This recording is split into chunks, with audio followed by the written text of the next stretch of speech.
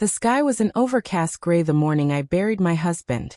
It felt as though even the heavens had chosen to mourn him, though ironically, not a single one of our own children did.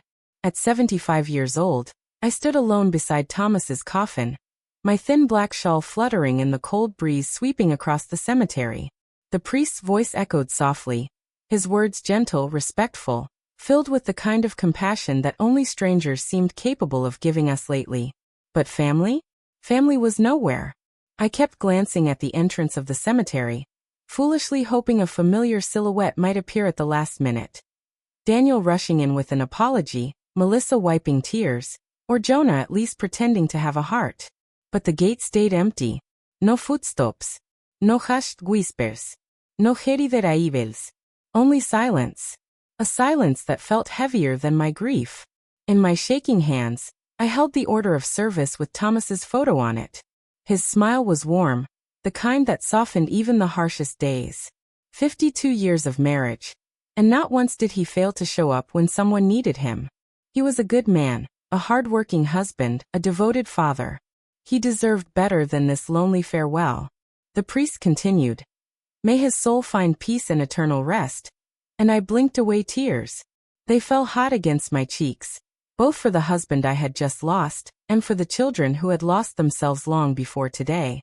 I remembered the messages they'd sent just hours earlier. "Mom, I can't make it. It's Kevin's birthday party tonight. I promised I'd help with the decorations. I have a weekend getaway planned. You know how stressful my life is. Please don't guilt trip me. I've got a business brunch I can't miss." Dad would understand. Understand? Thomas would have been devastated. As the coffin was lowered into the earth, my heart ached with 1,000 regrets. I whispered a goodbye that trembled at the edges. A final promise that I would try to keep living even though half of me was being buried that day. I stayed long after the workers had finished covering the grave. My knees hurt, and the chill seeped through my bones, but I couldn't bring myself to stand. Not yet. I touched the headstone gently, tracing Thomas's name. "I'm sorry they didn't come," I whispered. "You deserved more." For years I had tried to keep our family together, holidays, dinners, birthdays. I had cooked their favorite meals, bought thoughtful gifts, forgiven forgotten visits and broken promises. But lately, it felt as though Thomas and I were burdens to them, relics from a past they no longer appreciated. When I finally rose, using my cane to steady myself, I felt a heaviness that wasn't just sorrow. It was realization, awareness, a bitter clarity settling into the cracks of my heart. Something inside me shifted in that quiet cemetery, and I knew nothing would ever be the same. The drive home was long and silent. I passed places Thomas loved, the little bakery on Birch Street, the park where we used to walk in our younger days. Each memory stung. When I arrived at our small, peaceful house, its emptiness seemed louder than ever. No children waiting to comfort me. No phone calls. Not even a message asking if the funeral was over. Just silence. I sank into Thomas's old armchair, clutching the edges as though the fabric might still hold a trace of him. For a long moment, I closed my eyes and listened to the ticking clock on the wall. Time was still moving forward, but I wasn't ready to follow. Yet beneath the grief, beneath the loneliness, I felt something else stirring. A strength I had forgotten I possessed. A voice long silent. I realized then that I had spent decades giving everything, love, patience, forgiveness, and receiving nothing in return from the children we raised. And for the first time I wondered, what would happen if I finally stopped giving? That night, the house felt colder than the cemetery. I moved slowly from room to room, as if walking through the timeline of my life. Every corner carried Thomas's presence, his gentle habits, his quiet strength, his laughter still echoing in the walls if I listened long enough. The grief hit in waves, soft at first, then crushing, leaving me breathless. I paused by the hallway table where our family portraits were lined in a neat row. The earliest one showed Daniel at 5, grinning with a missing tooth, Melissa hugging Thomas's leg, and little Jonah dozing in my arms. We were young then, tired, broke, overwhelmed, but so full of love. Where had all that love gone? I picked up the next photo. Daniel at 20, receiving his college diploma. We had sacrificed so much to help him through school. Thomas worked night shifts, and I stitched clothes for neighbors. But did Daniel ever thank us? I strained to remember a moment, even a simple, "I appreciate you." Instead, I remembered him asking for another loan 2 months after graduation. Melissa's photo came next. Her wedding day. She had insisted on a grand event we couldn't afford. When I hesitated about costs, she snapped, "Mom, don't be dramatic. You can figure it out." So we did. We worked extra hours, cut corners, and swallowed our pride. Even then, she barely acknowledged the effort. Last came Jonah's picture, a family dinner 10 years ago. He was always the carefree one, avoiding commitments, drifting from job to job. Whenever he got into trouble, Thomas and I opened our door, our wallets, our hearts. He always promised to change, but promises from Jonah were like fog, visible for a moment, then gone. I returned the photos to the table, but my fingers trembled. I felt something burning behind my ribs, a mixture of regret and awakening. For most of my life, I blamed myself whenever my children behaved poorly. I told myself I hadn't taught them enough discipline, enough empathy, enough gratitude. But Thomas used to tell me, "Evelyn, you give too much. They think your love is endless." Tonight, I finally understood what he meant. I walked into our bedroom, the air thick with his absence. His sweater still lay draped over his chair. His favorite book remained open on the nightstand. My vision blurred as I sank onto the bed. That was when I noticed the drawer slightly open. Inside, tucked beneath neatly folded handkerchiefs, was a journal, a small, leather-bound notebook Thomas used to write in. My heart tightened. I hesitated before picking it up, afraid of what truths it might hold. But I opened it anyway. The handwriting was shaky from age, but unmistakably his. The first few pages were mundane, notes about the garden, grocery lists, half-finished poems. Then the tone changed. "I worry about the kids. They only call when they need something. Evelyn keeps defending them. She has a heart too big for her own good. I fear when I'm gone she will be alone." My throat tightened. Further down, one line struck like a blade. "We raised our children, but we didn't teach them how to love us back." The tears came without restraint. I clutched the journal to my chest, rocking slightly, as though trying to hold him one last time. Hours passed. The night deepened.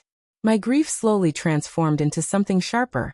An understanding, a clarity I could no longer ignore. For decades, I had let guilt silence me. I had allowed their selfishness to grow unchecked. I had given everything, time, money, love, and asked for nothing. But Thomas, he had seen the truth. And now I saw it too. By dawn, the sky outside had softened into a pale gold. I rose, exhausted but strangely steady. I took one last look around the room, absorbing the memories, the warmth, the love Thomas had left behind. And I whispered, "You're right, my love. It's time. Time to stop letting myself be taken for granted. Time to honor the man who never failed me. Time to reclaim the life I had left in the shadows of my children's demands." That morning, everything began to change. The morning light crept into the living room, soft but uninvited, revealing the wrinkles of exhaustion on my face and the quiet determination blooming beneath them. I had barely slept, but I felt strangely awake, alert in a way I hadn't been in years. Grief had cracked something open inside me, and from the crack, clarity had grown. I moved slowly to the kitchen and brewed a cup of tea. Thomas used to say tea helped him think. Perhaps that was why I needed it now. As the steam curled upward, I opened the metal drawer where we kept important papers. Documents my children never bothered to understand because they believed, arrogantly, that everything in it would someday belong to them. I pulled out the folder labeled Estate and Will, its edges worn from age and careful handling. For decades, Thomas and I had saved every penny, sacrificing comfort so our children could have better lives. But what had they given us in return? Excuses, distance, neglect, and now, abandonment. I carried the folder to the dining table and laid out the papers one by one. The house deed, the will, bank account statements, insurance policies. It looked like the skeletal structure of my entire life. Everything Thomas and I had built, everything they assumed would be theirs. But they had not earned a single piece of it. I stared at the will for a long moment. Thomas's handwriting decorated the margins where he made notes years ago. Split equally between all three, he had written. Back then, he still believed they would care for us in our old age, that we were raising humans with loyalty and heart. But people show the truth in the moments that matter. And our children had shown nothing but selfishness when their father needed them most. With a steadying breath, I lifted the phone and dialed the number of our lawyer, Mr. Halston. He had been a friend to Thomas for decades. Mrs. Green. His voice held surprise but also warmth. I'm very sorry for your loss. Thank you, I said softly. I need to update my will. Immediately. There was a pause, as though he understood more than I said. Of course. I can come by today. When I hung up, my hands trembled slightly, not with fear, but with resolve. For the first time in my life, I was about to make a decision entirely for myself. I spent the next hour organizing everything. I placed the documents in neat piles and took out a stack of stationery. Not because I wanted to write letters, but because I needed to. Daniel, Melissa, Jonah. 3 names that once filled me with pride, now heavy as burdens. I began with Daniel, the eldest. I wrote of every sacrifice we made, every chance he wasted, every moment he dismissed our needs. I didn't sugarcoat his neglect, nor did I write out of spite, only truth. Melissa's letter came next. I described her entitlement, her coldness, her priorities that never included family unless it benefited her image. Finally, Jonah. I wrote of the endless rescues, the support he took for granted, the promises never kept. Every letter ended the same way. Your father deserved better. So did I. I hope one day you understand the weight of what you chose. By afternoon, the lawyer arrived. He listened as I explained my wishes. I want the house donated to a family in need, I said firmly. Preferably a military family. Thomas always admired their sacrifice. And the savings? He asked gently. To the Literacy Foundation Thomas supported. Understood. No hesitation. No doubt. As we signed the new documents, the weight on my chest lessened. Not because I wanted revenge, not really, but because I wanted justice, dignity, peace. When Mr. Halston left, I carried the finished letters to the dining table and placed them neatly in a row. Then I packed a small suitcase, just the essentials, and took one last look at the home that had held my entire life. The floorboards creaked softly under my steps, like the house itself was releasing me. For the first time in 75 years, I was choosing myself. And I walked out the front door, without looking back. 2 days passed before the first knock echoed through the empty house I had left behind. Daniel arrived first. He always came when he thought something belonged to him. He swung open the door, calling out, "Mom," in a tone dripping with impatience rather than concern. When no answer came, he stepped inside, confused. The house felt different. Too still. Too hollow. Then he saw the letters on the dining table. 3 envelopes. 3 names written in my trembling yet determined handwriting. He picked up his envelope and tore it open. As his eyes scanned the words, his face shifted. Confusion, irritation, disbelief, and finally something he hadn't felt in years, shame. The color drained from his cheeks. For the first time, the weight of his choices pressed against him like a stone. But I wasn't there to witness it. Melissa arrived an hour later, heels clicking loudly across the wooden floor. She huffed when she saw the state of the house. No mother waiting, no inheritance neatly prepared, no emotional performance for her to step into. When she opened her letter, her hand flew to her mouth. Jonah came last. He wandered in as though expecting a warm meal and a place to collapse, just as he had all his life. But instead he found nothing, no mother, no comfort, no soft landing. Only a letter waiting for him like a mirror reflecting every wrong turn he had ever taken. The 3 of them stood silently in the center of the house, surrounded by the absence of the woman they had taken for granted. Their voices rose, accusations, panic, selfish outrage. They searched the drawers, rifled through the shelves, hoping it wasn't real. But the legal documents were gone. The will was changed. The house, their inheritance, no longer belonged to them. There was nothing left to claim. While they were unraveling, I was settling into my new life a few towns away, at a peaceful senior community nestled beside a small lake. The first thing I noticed when I arrived was the warmth. Not from the building, but the people. Smiling faces, gentle greetings, hands reaching out to help carry my small suitcase. "Welcome home, Evelyn," the manager said kindly. Home. The word wrapped around me like a soft blanket. My apartment was modest but cozy. Sunlight poured through the window, illuminating the simple wooden furniture and the fresh flowers placed on the table by the staff. For the first time in years, I felt safe. Not judged. Not needed for money or favors.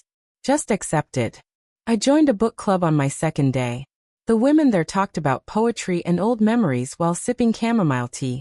They listened when I spoke, not out of obligation but genuine interest. I tried painting next. My hands were clumsy, my strokes uneven. But each color felt like a breath I had been holding for decades. Every morning I walked along the lake, watching the water ripple like a living mirror. Sometimes I brought a small notebook and wrote letters to Thomas, not out of grief, but companionship. I told him about the friends I was making, the laughter I heard from my balcony, the peace blooming slowly in the cracks of my heart. One afternoon, I visited his grave. I knelt gently, placing a small bouquet of lilies on the plot. "They finally learned, Thomas," I whispered. Not because I wanted to punish them, but because I had to save myself. A soft breeze brushed my cheek, and I felt him there, quiet, proud. Weeks passed. I received no calls, no apologies, no attempts at reconciliation. Perhaps they were nursing their shock. Perhaps they were avoiding the truth. But for once, their silence didn't hurt me, because I wasn't waiting anymore. My revenge had been simple, silent, and dignified. I chose a life without them. And the world didn't end. The sky didn't fall. In fact, for the first time in decades, the air felt light. One evening, as the sun dipped low over the lake, casting a golden shimmer across the water, I sat on a bench and let the warmth settle into my bones. Birds sang in the distance. The wind whispered gently through the trees. I closed my eyes, breathed deeply, and felt something I once thought impossible at 75 years old. Freedom. I had honored Thomas. I had honored myself. And I finally understood that sometimes the sweetest revenge is letting go and living well.